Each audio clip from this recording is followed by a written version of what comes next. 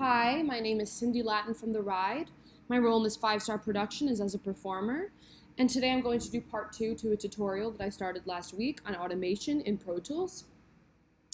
Pretty much as a review, automation is, getting to control any parameter and throughout time. You can, if let's say you have, your volume as at the most basic level. Let's say I want this track, just using my Barry sax, to be a little bit louder right here.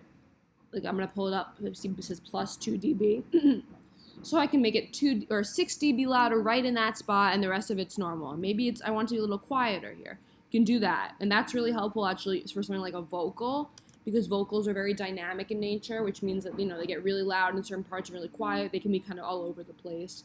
And though you can use a compressor to help sort that out, it's never really fully perfect. So as you can see on my vocal track, I have a lot of little tiny subtle kind of automation going on with the volume. But anyway, what we were doing last time is we had put a delay on, and I had created an automation lane for this delay, for bypassing it, which pretty much just means like silencing it or muting it at a certain time. So right now it's not bypassed. It's going to say that off. The bypass is off, which means that the delay is on.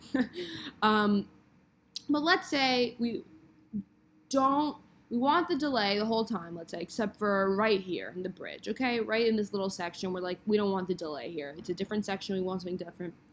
What you would do is first of all, you need to make sure you have this tool up here, these tools selected. Let's say yours is like just this pencil or something.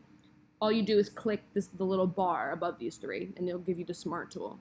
Okay, so back down here, what you want to do, we want to turn the delay off just for the bridge.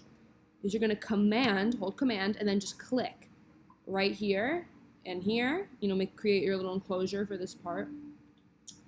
That's creating, where we're going to turn off the delay. That's done. Okay. Now all we do is you have to kind of hover your mouse until you see this little bracket. And then once you have it, you just click and pull up. And now it says on. See that? Which means the bypass is on, which means the delay is now muted, which is what we want. So that's how you do that.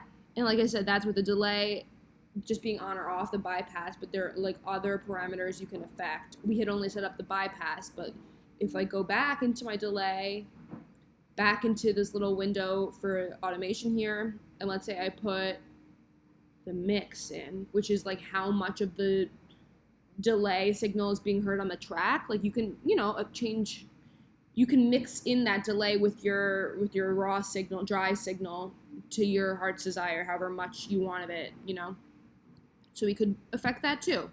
So I would go back to my automation lane where it says bypass, and now I also have the option to change the percentage of the mix, or of how much it's mixed in. And right now we have it at about 40%.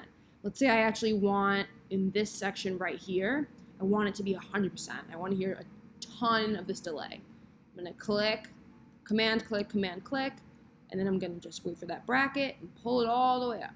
That's really it. And you can do this with every single effect that whatever you choose, whatever you want, it's really up to you. So I hope that helps.